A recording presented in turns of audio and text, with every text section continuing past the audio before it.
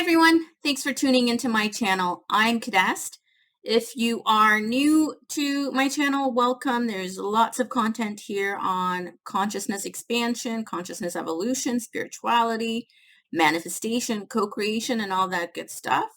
And if you are returning, welcome back. In today's video, I want to explore and I want to encourage exploration of your maps, your internal representations of the human energy field and the energy center, so chakras and the energy body. Now, for those of you who are familiar with my work, I have a consciousness first worldview approach to embodied experience. Now, what that means is from the model that I work from, consciousness precedes all the other layers of embodied reality. Consciousness comes before mind, consciousness comes before biology, consciousness comes before chemistry, consciousness comes before physics, consciousness comes before mathematics, and whatever other layers of embodied experience that we use to make sense of physical life.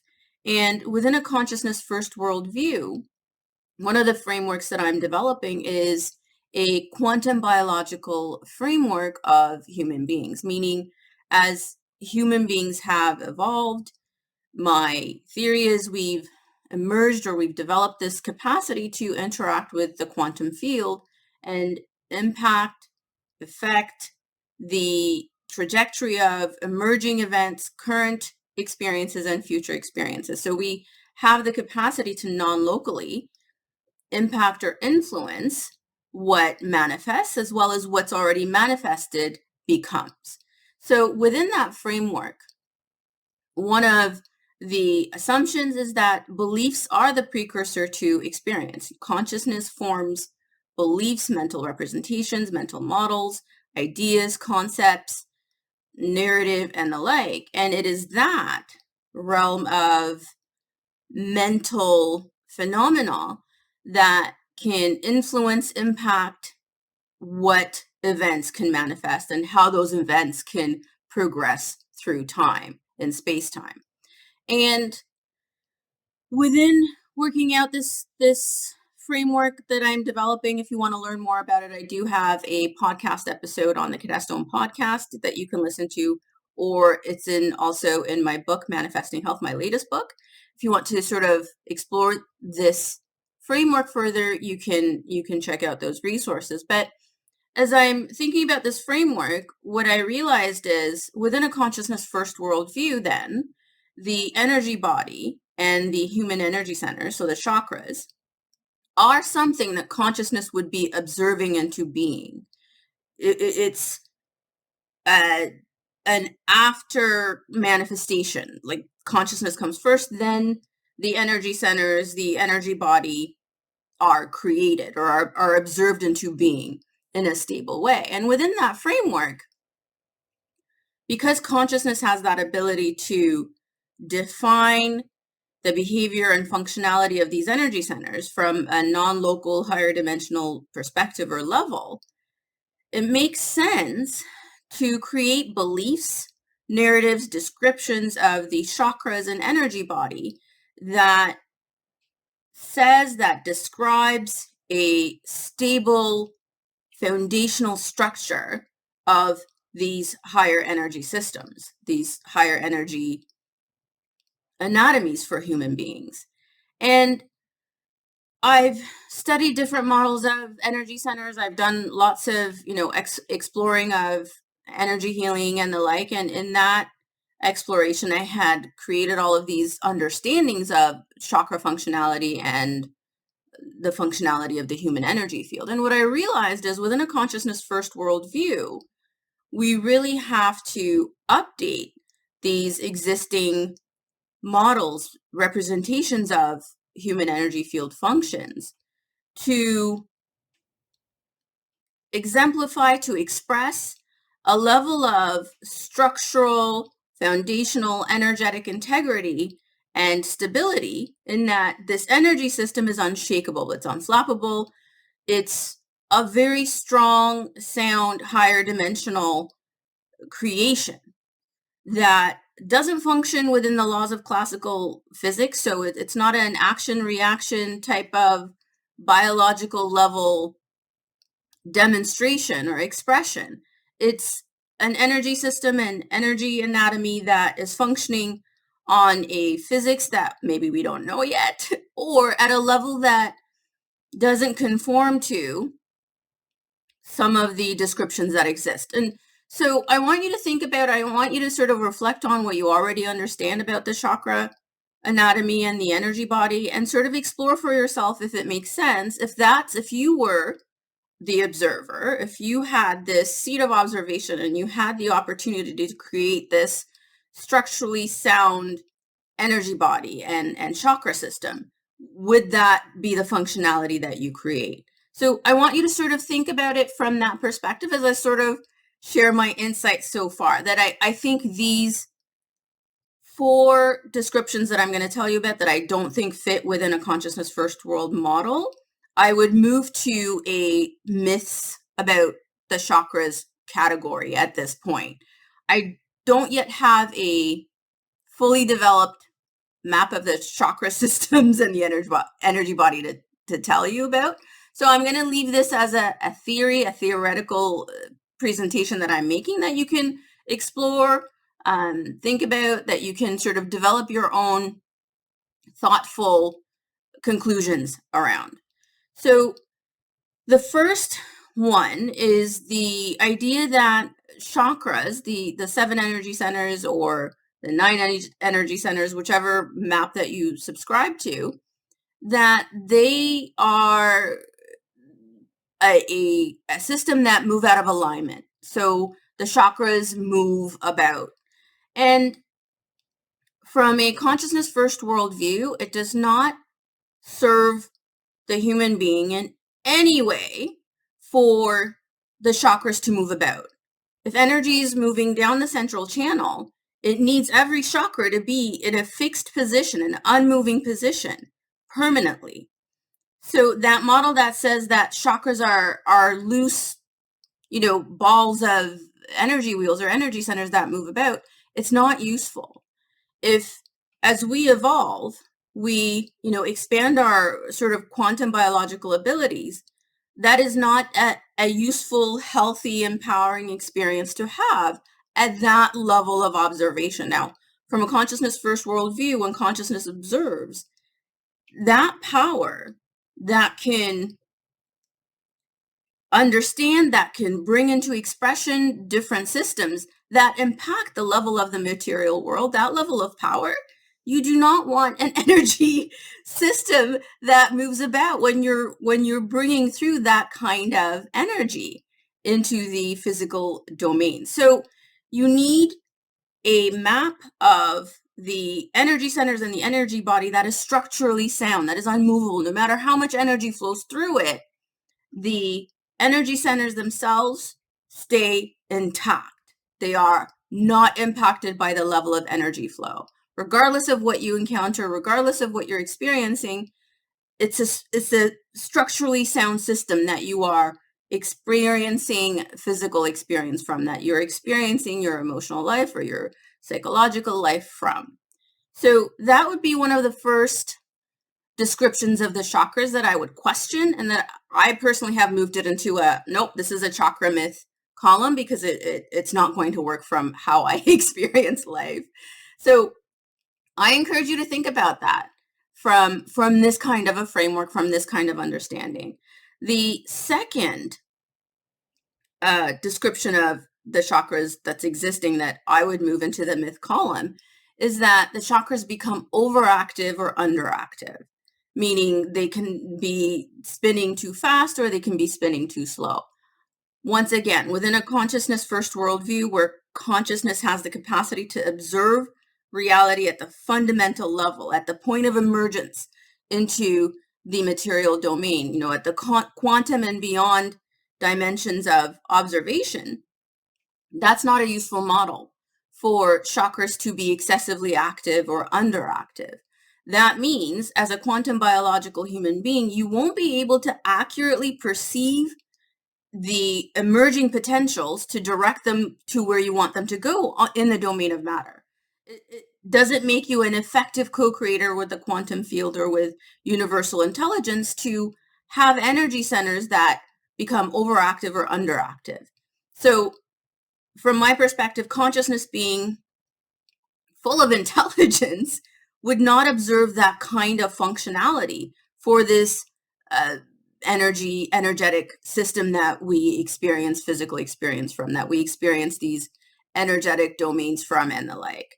So that would be the second descriptions of the chakras that I would move into the myth column, or, sort of put a question mark on. It's like, is this really a useful belief to create around the chakras and chakra functionality? And when you change your beliefs about anything, really, you will begin to sort of form new understandings that are more useful, that will help you experience life and energy in more empowered ways. And that's my purpose of this video, is to help you to develop empowered maps that are going to work for you in the long term as you continue to sort of grow and develop yourself in different ways. So that would be the second description of the chakras in the existing material that I would move into, the myth column, or I would question is like, is this a useful belief to create at this point in human history or human experience?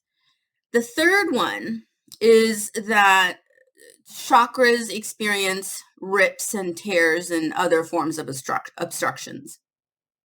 And this is sort of what I mean by not locking energetic anatomy, the chakra system, or the energy body into classical Newtonian physics models.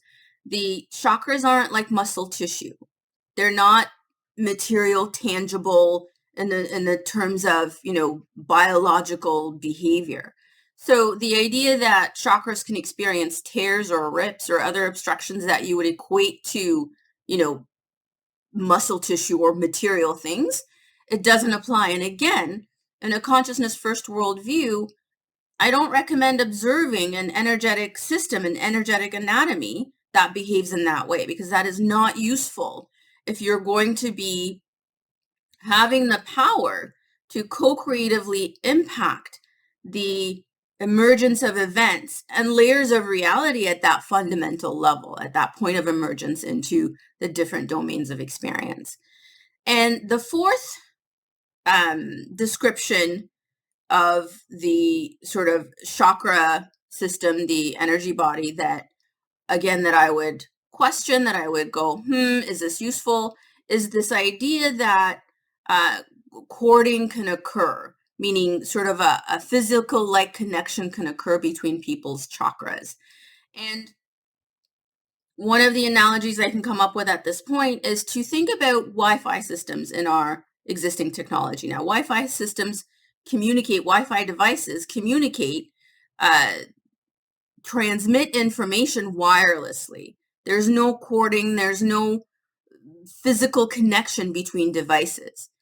If we can create that kind of technology in our world, I want you to imagine that, or I encourage you to imagine that this higher dimensional energetic anatomy that consciousness has observed into being, or can observe into being, is highly sophisticated and likely exhibits behavior that is even more sophisticated than this wireless device to device communication that we've created in our world.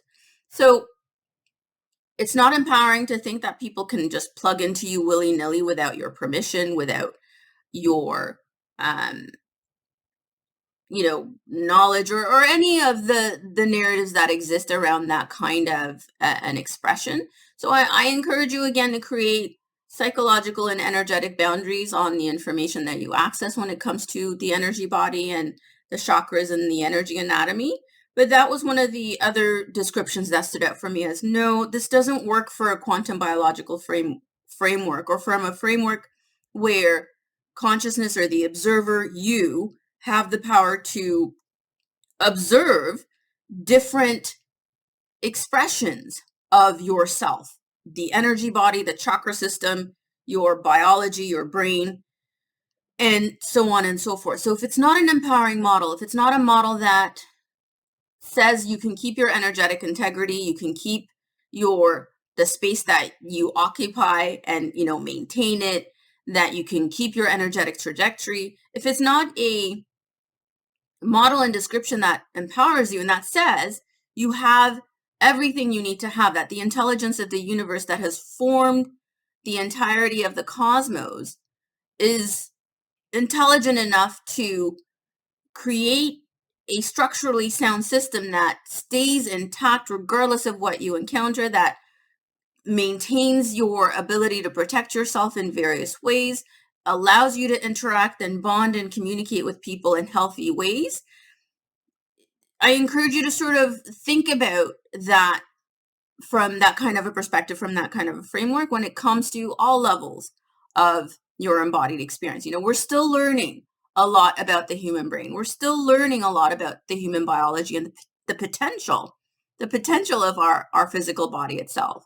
So when it comes to the anatomy of the energy body or the anatomy and functionality of the chakras, I encourage you to bring that kind of cognitive flexibility and understanding that this needs to be an evolving map that gets updated, that gets modified, that gets changed in response to human progress and understanding of the different levels of reality and the different levels of